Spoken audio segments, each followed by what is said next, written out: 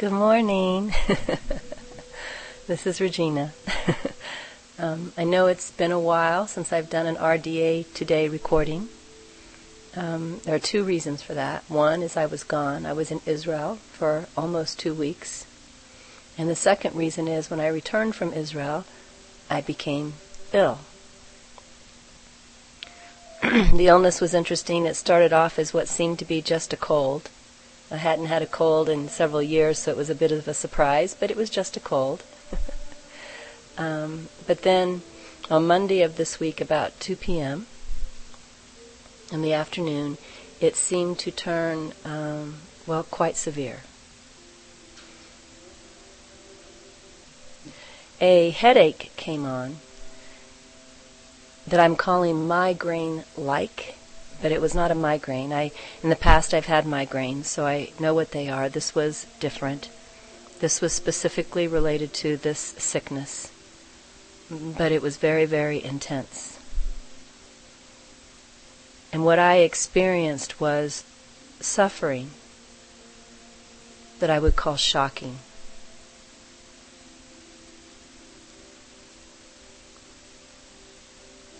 What I noticed about this suffering was that it was so strong that I could not possibly deny it.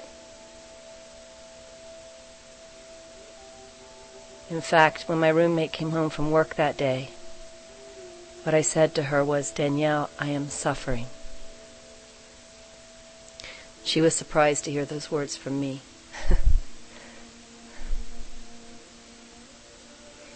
There's also a picture of Jesus that hangs in my bedroom, which is where I was laying, and so I was looking at this picture of Jesus, and at one point I even heard myself calling out to Jesus, to that picture of Jesus as a symbol of grace. Help me. I noticed that when I was engaged in the suffering that I could not separate myself from it. And what I mean by that is often I have now a natural experience of observing the personality, observing the world, but not feeling like that's what I am. But during the suffering, even when I notice within me a desire to kind of shift away from it and look at it rather than be it, I couldn't seem to do that.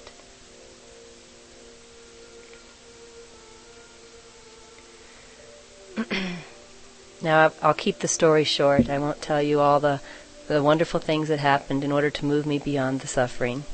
I'll just keep it brief by saying medication happened.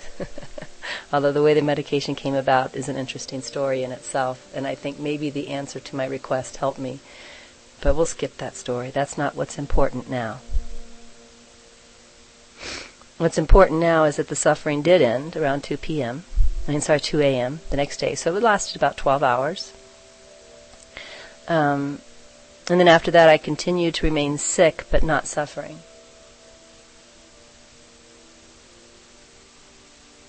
And during the time that I was sick, what I noticed was that I felt more like Regina than I have in years. It's like, it was like somebody that I used to know was back. I could really feel her like I hadn't felt her in a long time. And there was even this, I remember now who she is and what she felt like. It's kind of like for me this awakening process has been almost a gradual fading of the personality. And so since the personality is fading gradually, it's not a spontaneous boom for me. Sometimes there's just not even a noticing of how much it's fading. But when she was back, I could remember who she was, and I recognized her.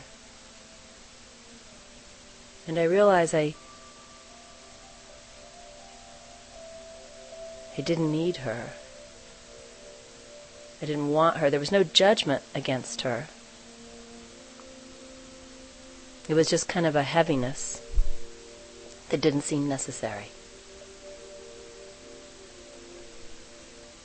Last night, about 9 p.m., this would have been the the third day of the illness, or the third day since the headache started anyway.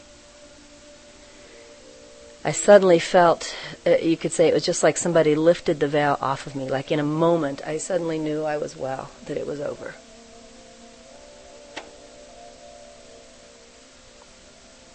And I slept well last night. And I woke up this morning feeling incredibly light. Like a butterfly who has emerged from a cocoon.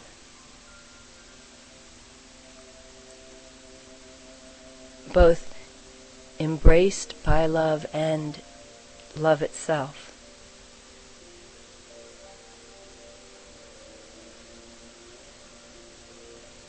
And with clarity and what I'm going to call for right now, purpose. There's kind of a knowing that I am being guided, moved in what I am to do, and that I will just do it. And it doesn't have any obstacles. No personality obstacle will get in the way.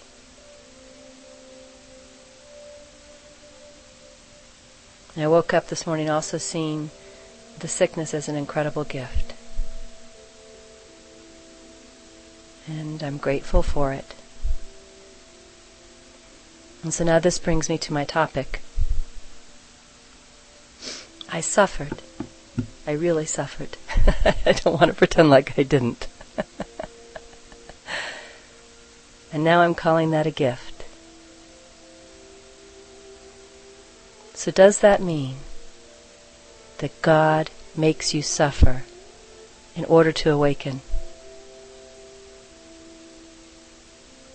The answer is no. God is not what made me suffer. I suffered because of a belief in my mind. Grace is what allowed me to see the belief. And grace somehow turned its love on it, and grace is now presently healing it.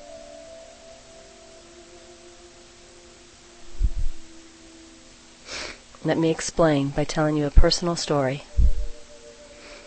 In the last couple of months, a few things have happened which have brought something to my attention. One thing that happened is that my mother found out that she needed bypass surgery on her heart. And after her surgery, I was talking to her, and she told me a story about how they had this tube, this fairly large tube that was going down her mouth and throat, and how, for the most part, the tube wasn't a problem because she was so heavily medicated that, she didn't even notice it. But towards the end, they knew they were going to take the tube out, and so they didn't renew the medication on schedule. And the medication began to wear off. And then this tube was in her, and it began to become extremely uncomfortable. She began to have the feeling of wanting to gag, but even the tube was in the way of her being able to gag. And she wanted to rip the tube from her mouth, but her hands were tied down to the bed so that she wouldn't, because they knew that this was an automatic reaction. So there she was, if I remember correctly, for approximately 30 minutes in this position of suffering. And when she told me that story, I noticed an intense reaction in me. A fear of suffering. A couple days later, I was with a friend riding in the car, and he talked about his fear of death. And I told him, I said, I don't have a fear of death. I have a fear of suffering. And I knew when I said that I was speaking a truth, that I really had a fear of suffering.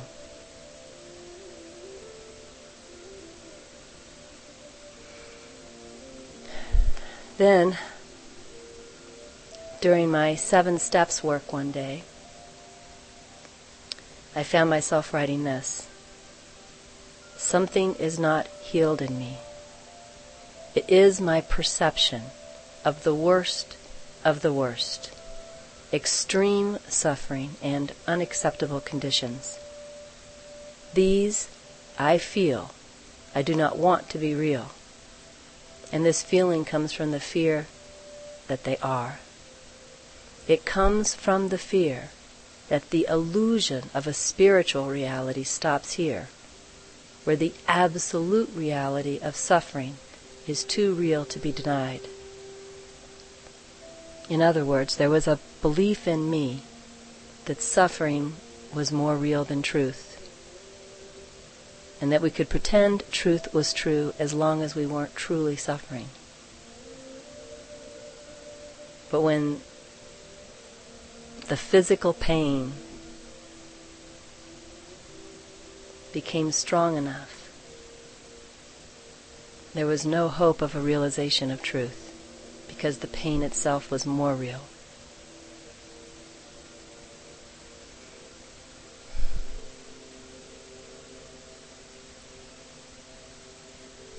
On my trip to Israel, we came across a calf who was suffering.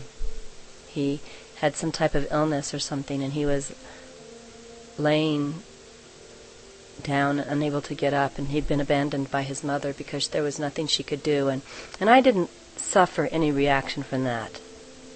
There was nothing in me that was really afraid for the cow or anything. I felt at peace the entire time we were with the cow. But I did want for him death. I felt that death was better than suffering. There's a duality there. You hear it? I felt that death was better than suffering. And there came the point where he had not yet died, and we had to leave him and move on. And I was sad. I noticed tears falling because he had not achieved the peace of death. And I had to leave him laying there suffering. All of this points to a theme that was in my mind. That belief that suffering was more real than truth, that belief is what brought on my own suffering, not God. In fact, to continue to look at my 7 Steps journal, item number 714A is where I talked about the belief in suffering is not healed in me. Item 714B, I wrote, when a belief is in the mind, that belief is perceived. And when the suffering came during my illness, remember I told you I could not separate myself from it. There was a belief that suffering is more real than truth. And so when the suffering was present, it seemed that the awareness of truth could not be reached. It was unachievable. This was merely an experience brought about by a belief in the mind.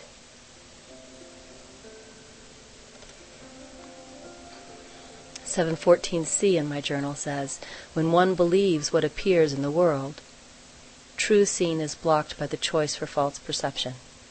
This is what I had made, was a choice for false perception, and I was not seeing that I was consistently making that choice by continuing to fear suffering, by continuing to believe that suffering was more real than reality.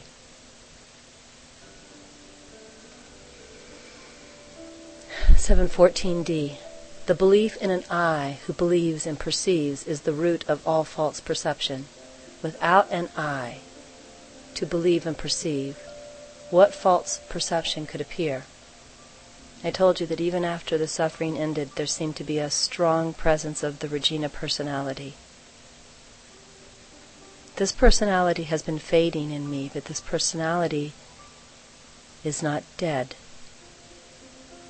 She's not dead because some of her beliefs, some of her fears are still present. And as long as there is even a smidgen of her left, then her remaining beliefs, remaining fears can be experienced. The only way to not experience what she believes, what she fears, is for there to be no her. Sometimes when things happen to people, they analyze them and they want to know what belief in me caused this. When I was sick, I knew intuitively not to analyze it. What I'm sharing with you now did not come about through analyzing. I knew that to think about it was actually to reinforce the personality. To think about it was to believe that the personality could come up with the answer. I still had that much clarity, even in the illness. But when I woke up this morning free of the illness, I suddenly understood what that belief was. It was given by grace, the seeing that it was the belief in suffering that I experienced. The seeing that this was still a part of the personality that was still attached or had not been let go or healed or seen through. And then there was also this incredible knowing that through my willingness, love was now looking on that belief, and it was being healed, or it was disappearing, that I do not need to fear suffering anymore, because that fear itself is going to die. And when it dies, there can't be that experience of suffering being more real than reality. It cannot exist without the belief. I know that that is being taken care of now by grace. I know it so much that if you could feel the joy in my heart, it is as incredible, more incredible than the suffering was. It's so light.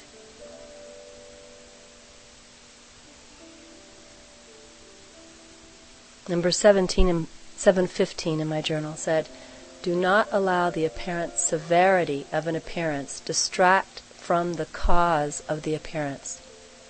Whatever you look upon, remember it comes from the mind. Look at the mind, see the culprit idea, and then look beyond the idea to that which is not affected." But one thing I was also aware of throughout the entire experience, even though I wasn't aware of it as an experience, I was aware that awareness was unchanged. Somehow I was completely in the suffering, but awareness was the same as it always was. This I knew also to be true.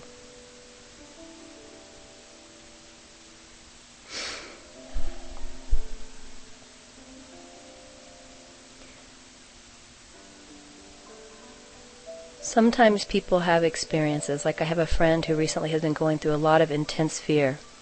And one thing he said to me was, "I cannot separate myself from the fear." I'm sure he has the same experience that I had when I could not separate myself from the suffering. And I also saw in him, I think, this fear that God was the one bringing on the fear somehow. It's not God. It was the fear of the fear itself that brought on the fear. Just like with me, it was the fear of the suffering that brought on the suffering. And if you have fear of particular types of thoughts in your mind, it's that fear that brings on those thoughts. And if you have fear of loneliness, it's that fear that brings on the loneliness. It is not God. But it is God that is there with you. Another thing that happened when I was in this phase of suffering, at one point I also said, "I'm willing for anything." And I meant, of course, to end this suffering. I'm willing for anything.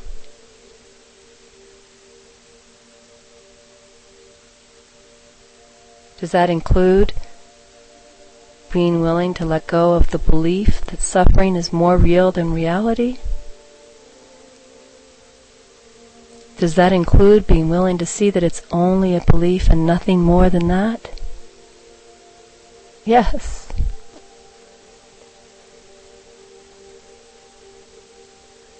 I didn't make the belief in suffering go away. I didn't even make myself realize that that was the cause of the problem. I was only as present as I could possibly be. And when it seemed like that presence was not much at all, I did not judge myself for how into the suffering I was, and not judging myself was as present as I could possibly be. And if I had judged myself, then not judging myself for judging myself would have been as present as I could possibly be. All I did was my best to be present. To somehow not be 100% into the experience, even if it was 99.5. And that little bit was all grace needed. If there had been something in me that had said, this is it, this is proof, suffering is more real than reality, I don't know if healing would have occurred. But I didn't have that insistence, in spite of the strength of the experience. This little willingness is where miracles come from. And trust me, this has been a miracle for me.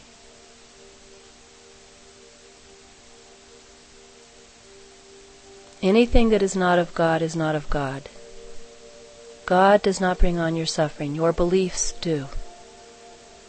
But God can heal those beliefs with willingness. Willingness is the same as not insisting that you're right about your experience, no matter how strong the experience is. If you insist that you're right about it, insist that fear is fearful, that suffering is more real than anything else, that these thoughts in your mind right now are bad thoughts, but then you aren't allowing the opening. You aren't opening the door to grace. And that door only needs to be open a crack. It was only open a crack in me. And yet a crack is all that grace needs.